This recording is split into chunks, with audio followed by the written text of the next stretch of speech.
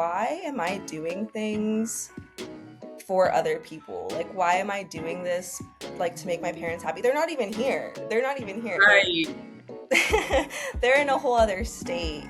For those who are kind of in a similar boat where they are in a small town, it's something that one of my friends always says is like, be where your feet are.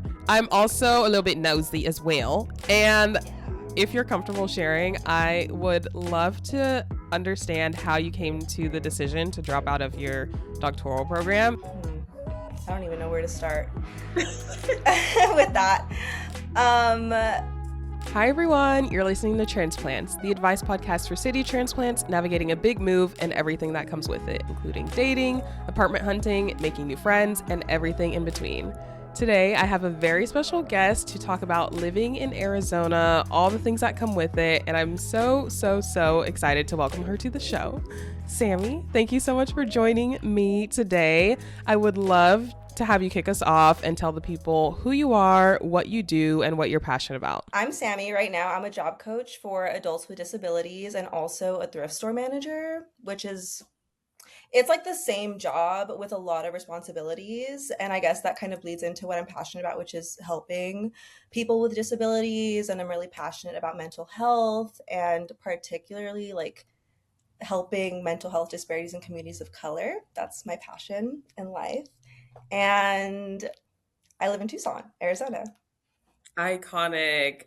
Sammy, I am literally obsessed with you. Even Sammy and I met in college through like a women's development program. And I was so like inspired by, I know you were like on the grad school track before, but I was so inspired Yes. by like you pursuing psychology because that's something that I really enjoyed in high school. Never really like pursued further than like AP Psych, but I was always just so inspired by what you were passionate about and your track and like all the things that you're doing. So what you're doing now, I feel like is very aligned to like when I first met you, which is cool. Yeah, that's sweet. Yeah, because I did change. So I Yeah. did change from being on a psychology track, but I'm still passionate about the same kind of things. I just feel like, yeah, it's a little bit more aligned and it took time to get there, um, as it does for everybody. So, yeah. Precisely, precisely. Okay, so you mentioned that you live in Tucson, Arizona, which is one of the big reasons why I wanted you on the show, because I think it's important to share perspectives from people who have moved to new cities outside of like the big cities that a lot of people want to move to, like LA, New York, Chicago, maybe, all those different more glamorous cities. I think everyone's perspective is unique and everyone's perspective is valuable, and that's why we're here today. So, I'd love to have you touch on what brought you to Tucson and the moving process of you getting there. Yeah, so I moved to Tucson to start a doctoral program in psychology, which you kind of mentioned that was always kind of my thing. When Joyce and I met, we were like in this entrepreneurship program, and I was always kind of like, I want to do psychology. I want to get my doctorate in psychology, and that was my goal for a really long time. So that's why I moved here. It wasn't like necessarily a choice to live in Tucson. When you're applying to doctoral programs, it's really competitive, and they probably accept like 4 applicants a cycle. So your choices are very slim. Right. And ideally, I wanted to get into UT Austin because I was living in Austin prior to moving in Tucson, and I was very close. I got an interview, but I was waitlisted. And then my other options were Houston and Tucson, which I think I also would have loved to live in Houston, a big Mhm. diverse city Yeah. rather than living in Tucson. But the issue was that I liked the program in Tucson just so much more. And Mm, I ultimately was like, okay, I need to do, I guess, like not just what's best for like me living wise, but on my education track and all that stuff. So I picked Tucson, which I was really scared about because I'd mm, never lived anywhere other than Texas. yeah. Um, so yeah, I mean, long story short, I'm not in my program anymore. I actually dropped out very Period. recently. Yeah, I left. I don't like the term dropped out because it's like it was a very intentional choice. But it was, I guess I did drop out. But left my program in August. So not in that anymore. And I guess that's like another story. But the moving process, I guess when I was like super gung ho on getting my doctorate and stuff like that, I am honestly the kind of person that when big things are happening, like transitions, it really scares me, but I tend to deal with it by avoiding the issue. Right, Um, right. yeah, yeah, which which I'm working on, but at that time I was just like, okay, I'm scared. And I didn't want to admit it to myself. Yeah. I came completely alone. And yeah, it was for something like people, a lot of times people move for a job or you move for school and you know that, Mhm, okay, like I'm gonna meet people at this job or at this program, but I'm coming completely alone. So I was scared, but I definitely mhm, kind of shut that out. The way I moved, I drove here. I put all my, like literally anything that could fit in my car, put it in. mhm. Didn't bring Yep. any furniture, and Period. I drove 13 hours. Oh My my gosh. mom drove from my hometown because I'm originally from a smaller town in Eagle Pass. In Eagle Pass, I'm originally from a smaller town in Texas called Eagle Pass, and my mom drove from Eagle Pass, and I drove from Austin, and we met. And yeah, that was what happened. Oh my gosh. Power to you, girl. A 13-hour drive is crazy. The most I've done personally is like 6 hours. So power to you, girl. Power to you. Yeah, 6 hours is like I feel like okay, but then once you start getting to the 8 hour, Mm-hmm. Like I just feel like deteriorating. yeah, I just can't do it. It was horrible. Yeah, I'll be honest. I didn't. My boyfriend drove. I'll be completely honest. period. As you Um, should. yeah, as he should, as he should. Oh, amazing. You mentioned that you had some fears like going into the move and didn't want to admit it to yourself, which I can definitely relate to. Avoidance is definitely one of my coping mechanisms.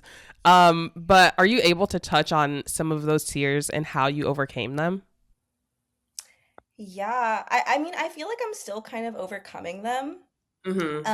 I think what I didn't want to maybe admit to myself is that or at that time, I didn't really have a good idea of what making friends looked like.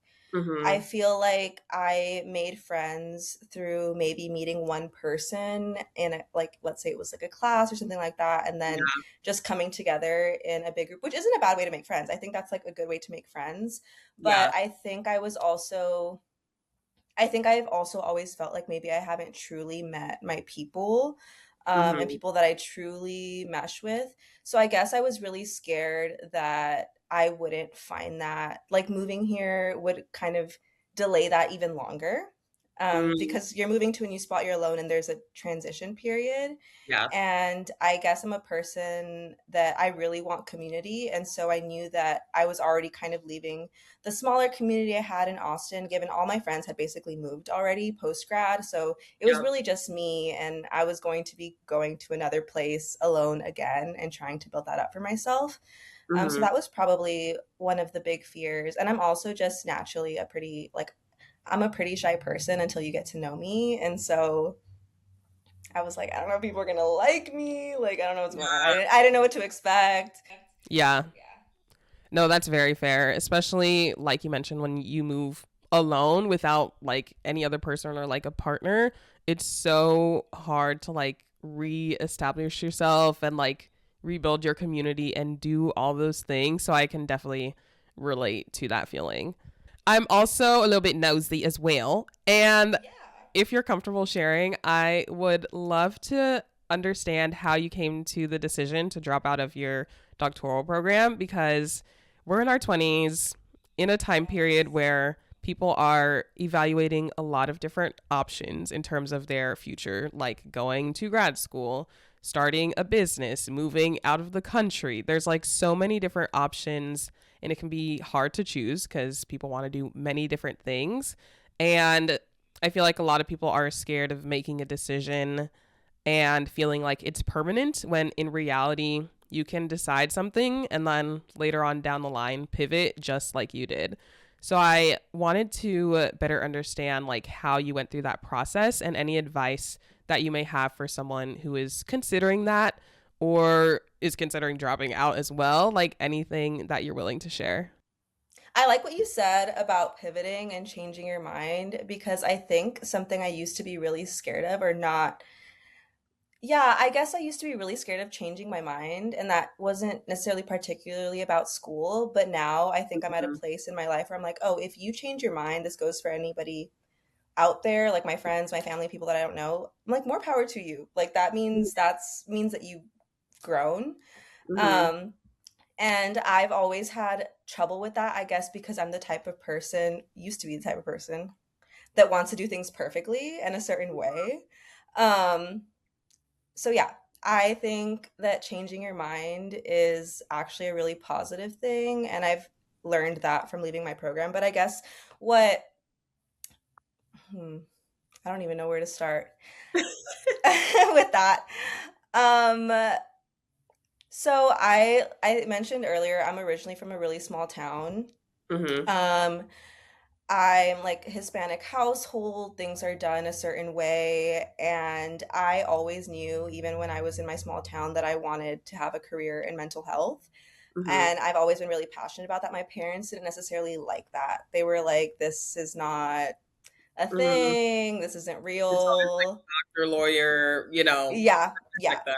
Yep. Exactly. And so because of that, I was like, okay, my way to have a career in mental health and for them to respect me also is to get a doctorate. Mm, I guess like it would make it more official. yeah. And when you have your doctorate in psychology, you can do things like assessment, you can work in a hospital. I mean, it's a very respectable career, and I did like aspects of it, but if I was being honest, every single day that I woke up and I was in my program, I kind of, not that I wasn't even wanting to admit to myself that I didn't want to be there. I just knew I wasn't happy. Mm-hmm. But summer came around and I was just kind of thinking about things and I was like, why am I doing things for other people? Like, why am I doing this like to make my parents happy? They're not even here. They're not even here. Right. They're in a whole other state. Mm-hmm. And it was literally in the span of a week that I made that decision. And it sounds really fast, but I mean, I had gone every single day of the program being like, this doesn't really align with me. Mm-hmm. And so because a PhD is 6 years long and it involves a lot of research. And at the end of the day, I knew what I really wanted was to be a therapist, which I Mm-hmm. could do with a master's. And so, yeah, I just, in the span of a week, I told my parents, I told my advisor, and I left because I was like, I know what I want to be is a therapist, and I could have done that if I finished my program, but it would have been a long 5 years later, a bunch of debt, Yeah. and just to be called doctor, I'm like, I used to care about that. I don't care anymore. Power to you for coming to that decision and actually acting on it, because I feel like people will spend years, decades feeling that way and feeling that dread, but then they'll just say, oh, this is life. This is the way it is, which is like so sad and unfortunate to think about. But I'm proud of you for like making that tough call and actually acting on it. Thank you. Thank you. Yeah, it was definitely really hard. I had a lot of like doubt. When you're making a big decision, there's a lot of doubt, especially when you're not Yeah. used to trusting yourself and you're used to following what other people want. You're like, am That I? part. Yeah, Yeah. you're like, am I doing something wrong? Mm-hmm. But you're not. You're not doing something wrong. That's what I've had to learn. Precisely. You're doing something wrong in other people's eyes, but that's just one version of the story that isn't necessarily true if you think about it. Okay, so now you've dropped out of your doctoral program. You're still living in Arizona. Do you want to live anywhere else, or do you feel happy where you're at right now? So I do love Tucson. It took me a while to get there. Yup. It Which did we'll take talk me, about. yes, it took me a little while. I don't want to live here forever. I actually do want to leave, if I'm being Fair. completely honest. Yeah. I do miss living in a city. And I actually am. I mean, since I left my program, I'm applying to different graduate programs to get my Mm-hmm. master's in social work. So I applied to different cities that I could possibly move to. So I know that I will be moving Mm-hmm. in the Mm-hmm. next few months. Next fall, I will be moving. Hopefully, it's back to Austin, but we Mm-hmm. will see. Yeah. When you first got to Tucson, what were like your emotions about living there? Because, like I mentioned kind of at the top of the episode, it's not necessarily a place that people think of when they're considering places to move to. So what were your feelings about that and like when you first arrived? I was pretty disappointed. I was pretty disappointed. I visited once before actually moving here, and Mhm. I remember thinking like, "Oh my God, what am I doing?" And I'm Yep. making Tucson sound like it's not like a hellhole or anything. Tucson's actually super charming and super cute.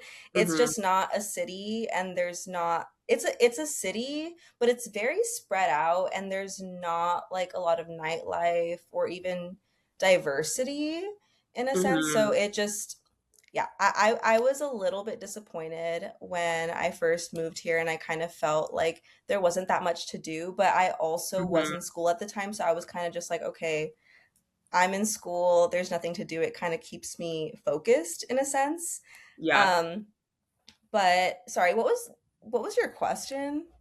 Like you kind of touch on it, like your feelings when you first got there and like realizing you're living in Arizona and not a place that quote unquote a lot of people I guess aspire to be in aesthetically. Yeah, I was disappointed, and I think people here would ask me, like, how do you like it? Because I think people that move here tend to have the same experience where it's not like, it's not a glamorous place, but Mhm. people would always tell me it just takes time. You're gonna love Tucson, and they were Yeah. actually very right. It's actually Mhm. just, it's a really cute and unique place. So. Mhm. Yeah, over time, how do you feel like you were able to like grow to love the city? Hmm. Well, okay, so I feel like I have a complicated relationship with Tucson because I am originally from Eagle Pass, which Mhm. I didn't realize. I think that the beef I had with Tucson was that it reminded me so much of my hometown. So Oh. I'm originally like, Eagle Pass is kind of a rural kind of place, 99% Mhm. Hispanic. It's pretty small. It's like 30,000 population. It's grown now, and there's so much more to do now. Like, we got a Starbucks, we got a Chick-fil-A, we got stuff now. Mhm. But before, there was absolutely nothing. And Mhm. so when I lived in that small town, I my whole life I was like, I need to be in a big city. Like, I have dreams. And Yep. so when I went to Austin, it was like, finally I did it. So then to come to Tucson and it kind of be in the middle of those two cities, I guess Mm. I felt like I was kind of like going backwards. Yep. Um, and it reminds me a lot of Eagle Pass in the way that it looks, and also there is a pretty big Hispanic population here. But I think I what I learned was, I was like, you know what, I'm here to kind of appreciate what a small town kind of has to offer, and kind of Mhm. repair that for myself, because there are a lot of great things, Mhm. like small businesses, people are very nice. Mhm. If you go to a spot, you'll see the same people there over and over Yeah. again. Um, and yeah, people are just really passionate. People that live here and that are Tucsonians, people are really passionate about all the, like, the small businesses here, and always being really supportive and stuff like that. Mhm. So I kind of learned to like that aspect of Tucson, and kind of cure my disdain for Mhm. non-cities. Yeah, I feel you. I was definitely kind of in the same boat when I moved from Texas, Austin slash Dallas to Ohio, specifically Columbus. There was definitely kind of like you said, it's like a cute city, cute for what it is, and it's definitely growing, especially with Ohio State down the road and like small businesses, different things like that. But when I first got there and was like starting to settle in over the first couple months, I was like, this is not like what I want really.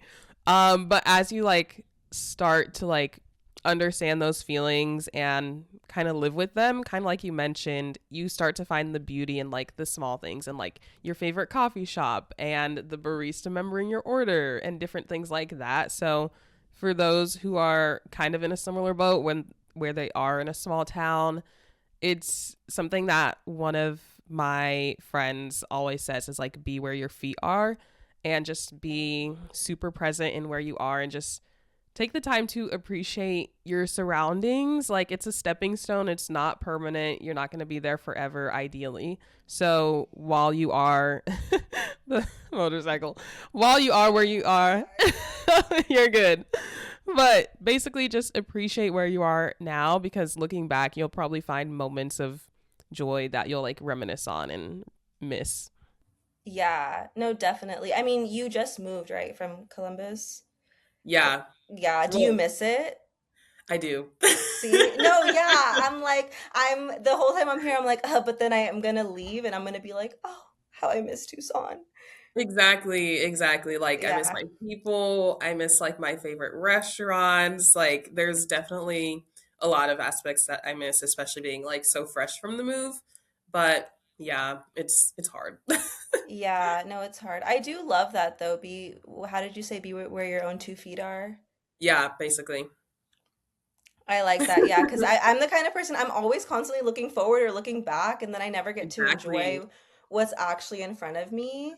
Mhm. And I know one day I'm gonna leave, so you're so right. It's like I should appreciate this for what it is. There is definitely like a lesson in all of it. So, like I said, I'm Mhm. like I didn't realize until months later. I'm like, oh, maybe this is me like deciding not to hate where I come from. Mhm. um, Mhm. and I feel like I was able to kind of do that. I still don't like Eagle Pass, but But wouldn't hey, live wouldn't live there. I mean, but there's yeah, but some nice healing has been aspects. done. Some healing's been done. Exactly. Precisely, Yeah. precisely. No, I love it. Okay, period. You kind of touched on this a little bit as well with that previous question, but I would love to know what are some of the best things about living in Arizona as well as some of the worst things? So Uh-huh. some of these questions I was like I don't know what to say.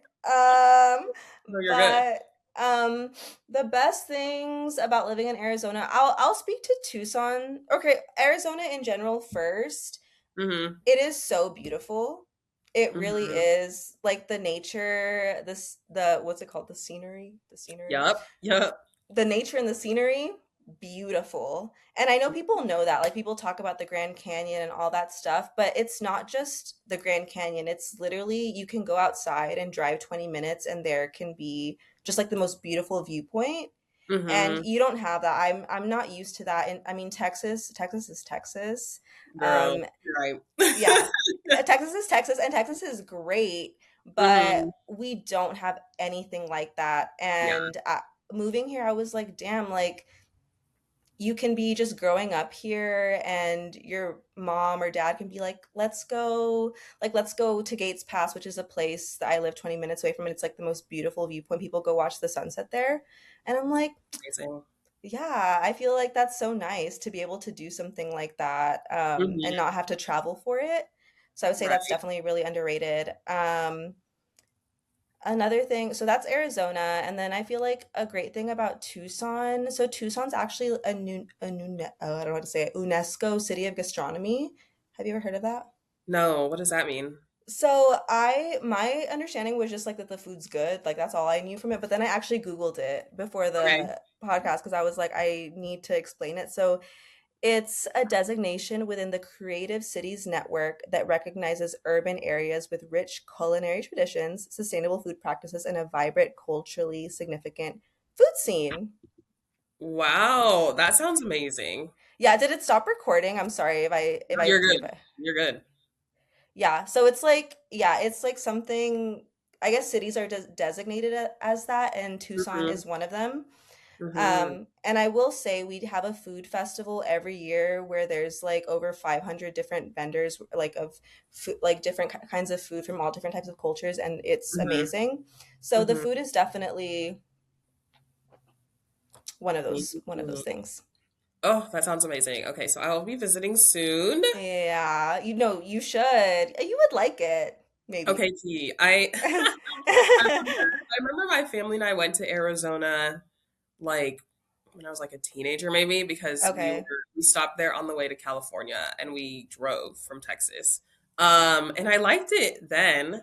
I remember it being hot and I remember going to the Grand Canyon and getting altitude sickness. And Yes. Yeah.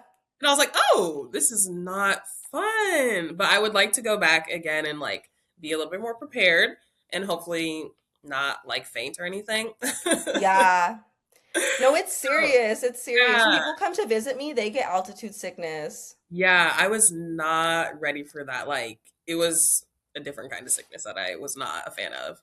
But Yeah. that sounds amazing. It sounds like the city is very culturally diverse, especially at least from what I understand, there's a lot of indigenous populations in Arizona as well. Yes. Okay, that's Yeah. yeah, Yeah, there's a amazing. lot of indigenous population, there's a lot of Hispanic population, and I mean Hmm. there's a lot of white folk. It's kind of weird because it's like I feel there is like a big sense of culture, like especially when there's events and stuff like that, you can really feel Hmm. it. And that's such a Hmm. great part about Tucson. But then on the everyday, I'm like, where y'all at?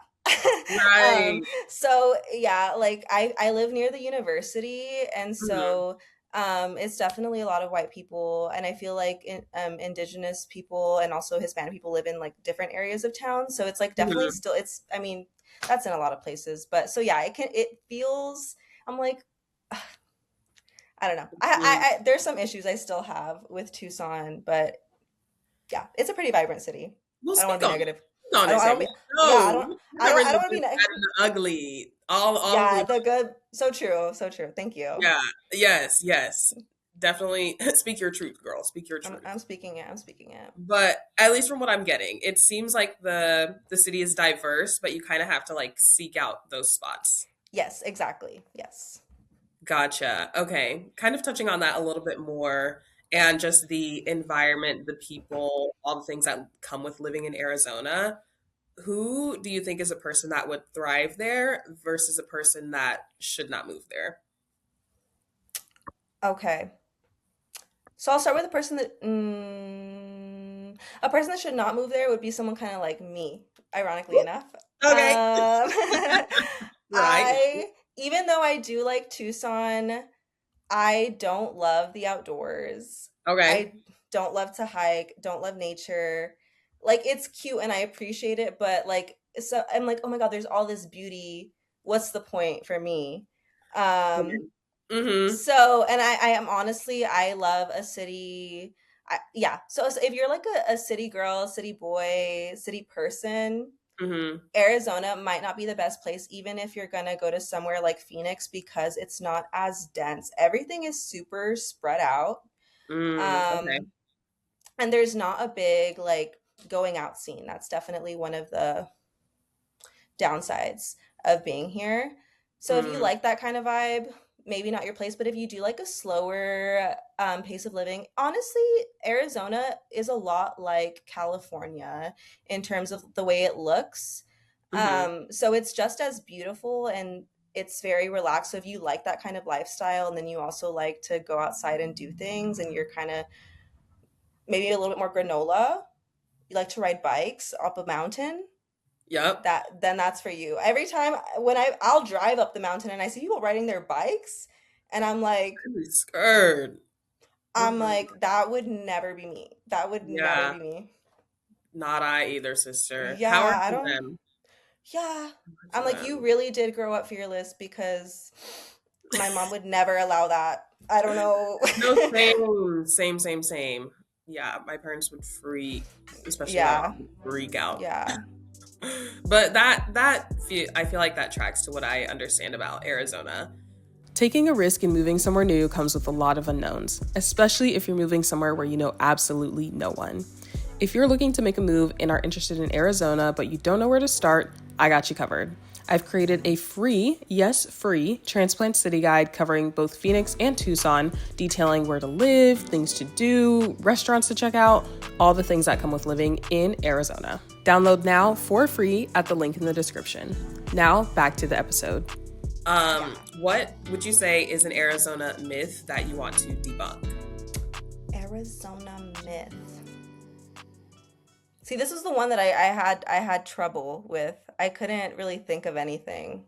What's a myth that you've heard about Arizona? And then maybe I can say if it's true. Oh,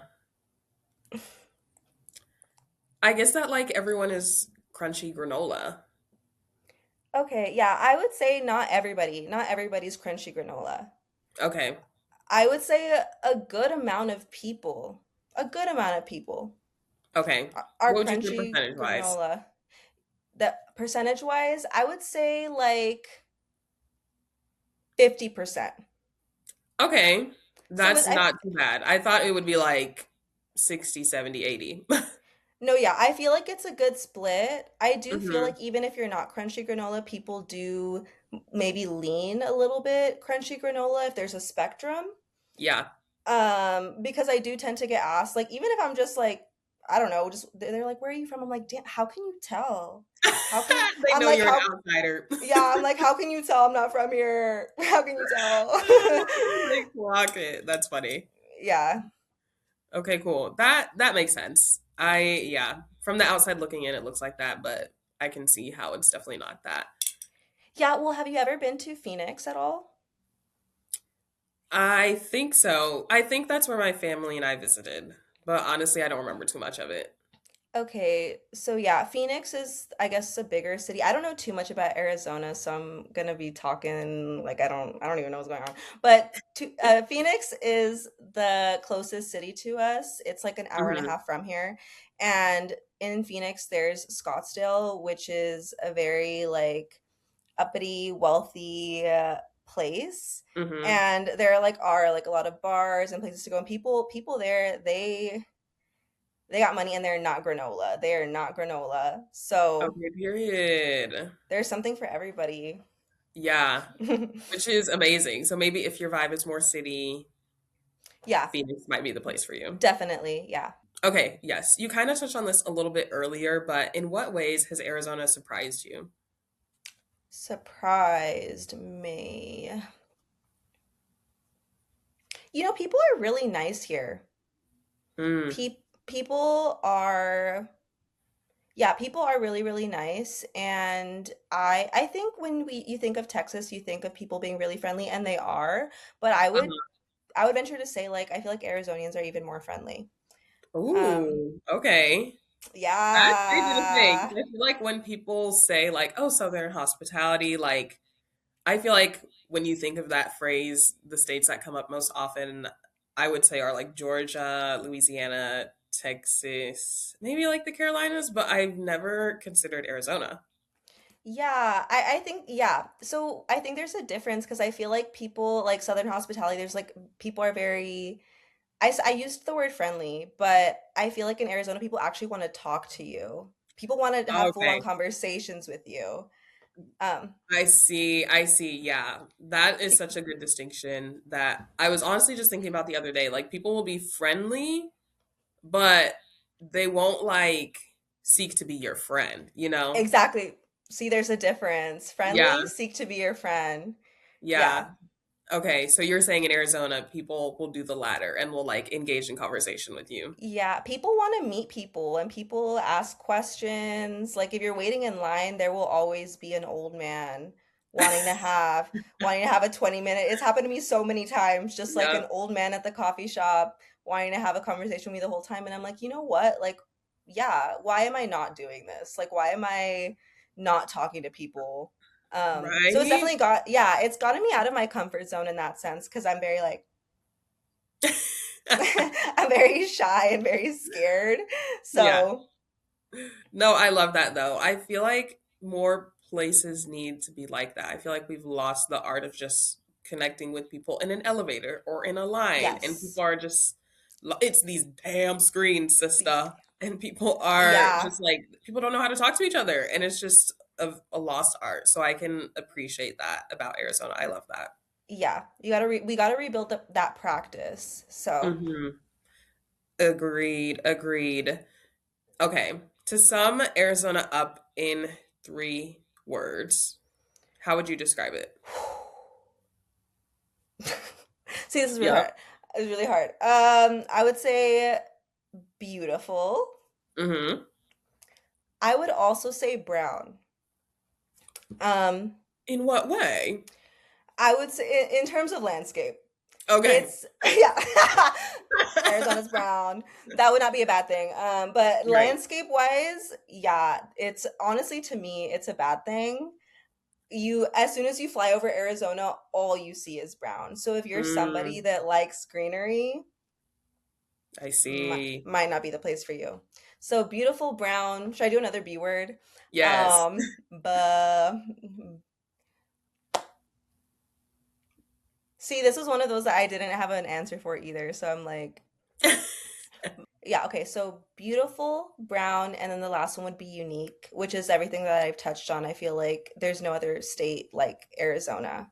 So, What advice, starting to wrap up a little bit our conversation about Arizona specifically, but what mhm. advice do you have for anyone who's moving to Arizona? Whew. Hydrate several Ooh, days before. right. Start with those electrolytes Yep. because elevation sickness, I also got that when I moved here. I was sick for like a week. Oh, Start girl. early. Um, know that you're not going to have really many seasons. So if you have a lot of coats, there's not really a reason to bring them. Mm-hmm. Mm-hmm. And you said advice for people that are going to move to Arizona. Yeah. Yeah, and honestly, just have an open mind because I think people that live in Arizona, friends that I've made here, they've said that they've always wished to leave Arizona because it's has this like maybe reputation being a little bit more boring, I guess because it's a slower paced kind of Yeah. state. But then they also tell me that when they leave that they realize how much that they should have appreciated. And I think that's relevant for people that are moving too. Mm-hmm. I think it's important to just appreciate Arizona for what it has to offer and its beauty, its uniqueness, Yes. its Yeah. brownness. Yeah. Um, so yeah, just enjoy it, and if you don't like it, you can always leave. But I think it's Yeah. good to see something new Love that. Yep. There's beauty everywhere. Even if you're not where you want to everywhere. be, you Yes, gotta find it. You you gotta find have it to until find you get it. there. Yeah. Yes. That'll change your mindset drastically. Hmm. But speaking a little bit more on your experience, what is the greatest lesson that Arizona or just moving away from home has taught you about yourself and others? Yeah, I think moving is something that everybody should experience if you're able to. Like if you're able to move and you want to move somewhere on your own, it's really scary, but being somewhere new kind of forces you to change Mm-hmm. in better ways. And I think I felt really stagnant. I was in Austin for undergrad and then a year after, and I just felt like things were a lot of the same. And Mm-hmm. so sometimes moving somewhere else kind of pushes you to get to know yourself on a different level and Mm-hmm. know what you truly like when you're away from family or friends.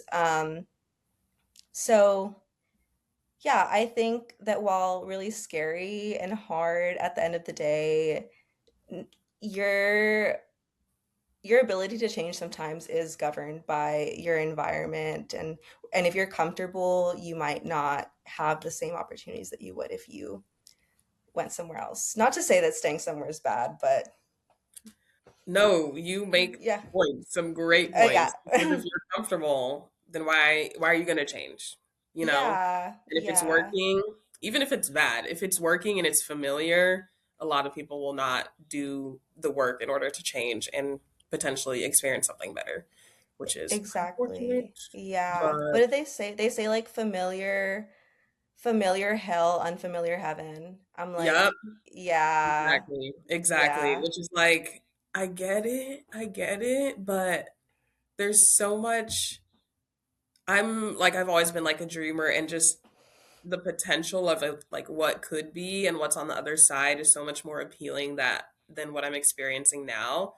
So I don't know. I hope everyone gets to experience some kind of growth period that will help them, kind of realize those things within themselves and make the steps to change in order to get to wherever they want to go, especially like you mentioned, in your 20s or any time period in your life. I am always a proponent of like encouraging people to live alone because like you mentioned, Yes. so much growth and change and like self-realization can come from that because you're not surrounded by outside opinions. No one's asking you where you're going or what you're doing, and you're able to really take the time to sit with yourself and sit with your own thoughts once you turn off them Yeah. screens. But people are so Yeah. afraid of doing that, and I think it's so important to do that and confront the feelings and the emotions head on at some point rather than not doing that and then going to the end of your life and be like, oh, that was not what I hoped it would be. Yeah. No, yeah, key at some point, because if you don't do it at some point, it's gonna come out. Right. It's gonna come Right. out somewhere if you don't sit with yourself and do it. So yeah, I Yeah. totally agree Yeah. with Or you. you take it to your grave and like live a miserable life, Live which a is like, miserable life. Mm-mm. that's not what we're here to do. Yeah, no, I'm not trying to live my life with regrets. Well, obviously everyone's gonna have regrets, but I think I would rather have gone somewhere else and seen other things than not. Um, yeah. Agreed. Agreed. Okay, before we close out this episode, something that I'm introducing starting this season is an advice segment called the operating room. So basically, people can write in their dilemma if they've just moved, navigating their 20s, all that fun stuff to get some advice from the transplants community. So, without further ado, I will read today's submission. So, Yay. this person says, I recently moved to a new city by myself and everything feels so strange. I'm used to walking a few blocks or driving 10 minutes to see a friend, and I'm really missing how my life used to be. Everything and everyone is so unfamiliar. I feel overwhelmed because everything is so new, which is exciting but debilitating at the same time. How long did it take you before you started feeling normal or used to your new life? Any tips for settling in faster? Mm. Sammy, I'll Key. pass it to you. I'm like, that's not fair. That's not fair. Okay. Um, I think that like I feel that. I feel like when moving, I wanted to kind of speed things up and get to maybe the place. I feel like I'm at a more comfortable spot now, Hmm. but I think rushing myself did not help at all. Mhm. So Mhm. I think the part where the person is asking, like, how do you get to a more comfortable place faster or Yeah. something like that, I don't know if that's possible. I think you kind of have to be patient with yourself because you have to remember that what you're doing is something that's hard. Yes. So being patient and kind to yourself is always going to be the best thing. Mhm. And so if it takes you some time, it took me a long time to get to a point where I was making friends and going out on my own without necessarily people that I met at Mhm. school. And if I had kept telling myself, like, oh, you need to make friends right now, that just puts so much pressure on the situation. Yeah. Um, so I would say my biggest piece of advice is to not try to make things go faster and just appreciate where you are right now and maybe find people that can also meet you where you are right now. Mhm. Agreed. Agreed 100%. I feel like I'm very much experience a lot of things that this person is also experiencing because I just Hmm. moved to a new city and I'm like a transplant part 2, 3 at this point. Yeah. So I feel like right now I'm yeah, in that space where I'm like I want to feel like I'm already in my routine and like I feel like established and settled in this new space that I'm in. But like you said, I'm trying to give myself grace as I, continue to unpack boxes and like get settled into like my new job and like just my new week and like what my week looks like from day to day. It's a process that you need to give it time to like play out, especially as a woman and our cycles. Like the world was built for like a daily cycle, but women, Yeah. our cycle is like 28 days and our feelings, everything fluctuates within that time period. So one, start tracking your cycle if you're a woman Oh, and yeah. you're not doing that already. But to give yourself grace as you're experiencing these new things, because you're doing this for the first time. We're all just living life Hmm. for the first time, and you're not going to get everything right on the first time. So give yourself grace and also if you want to start feeling like some type of sense of normal, I would say start to add in like small things that feel familiar to you. So, for example, if you play a sport, like join a rec league, and that's something that you can start to add to your schedule, and like different things like that that feel connected to who you are and like what you've done previously to help you establish that in your new space and even meet new people. Yeah, I love that. I love what you just said. I think to add to like making your place more comfortable, I think not your place, yeah, making where you are feel more like home. I think Hmm. also important that is important in your own space. Yes. So, like making your apartment or your room or whatever it is feel comfortable Hmm. and asking yourself what you need. Like I feel like for me, I really like I love candles. And so if I'm Yeah. having a hard day at work, I'm like, okay, I'm gonna get to go home and light some candles. And that always it sounds so dumb, but it really does make you feel better. Um, Yeah. those like really small things. So Hmm. I like that you said that, Joyce. That was smart. Agreed. It's the That was little smart. things. It's the Yeah, little it's things. the little things. Yeah. Oh, amazing. Thank you so much, Sammy, for being on the show. To wrap us Yeah. up, I know you have dropped so many amazing tips and advice to the community today, but do you have any, like your last, like parting goodbye to any transplants out there? What is like your ultimate piece of advice to them? My ultimate piece of advice is to find people that don't make you feel like you're too much. I feel like when you're somewhere new, it can be really easy to make friends with maybe the first people that you meet, and it might Hmm. not feel right. But Hmm. if it doesn't feel right, it doesn't feel right. And this is your opportunity to really find people where you can like sincerely and truly be you. Yep. So I would say that I think a lot of self-reflection is really important. I would honestly, something that's really helped me is journaling after hanging out with people sometimes. Sounds after hanging out with people, I you gotta journal how you feel because sometimes you won't even notice that people are draining Hmm. you. So always try to find people that fill your cup and in that way you can fill theirs because Hmm. it's really easy when you're somewhere else to just end up where you end up. And you Yeah. deserve to find people that you can be you around, where you feel loved, supported. That is such a good tip. Thank you so much, Sammy. That's such a great way to wrap up the episode. I appreciate you so, so much for coming on. Do you have anything you want to promote to the people? I don't have anything to promote. I mean, you can follow me on Instagram. My name is Sammy Mijares. It's at Sammy Mijares. Three. I post sometimes on TikTok. I don't know what my username on that is. It's like at Sammy Mijaaa. I think it's three A's. Okay. Put it in And I the also description either way. yeah, and I've been trying to post on YouTube. I haven't been doing that as consistently as I want to, but if anyone wants to subscribe or check that out, that'd be awesome. Period. I'll have all of Sammy's links in the description. But thank you again for coming on to the show, and thank you to everyone who's listening/watching. Please be sure to follow Transplants anywhere you listen to podcasts, as well as subscribe on YouTube.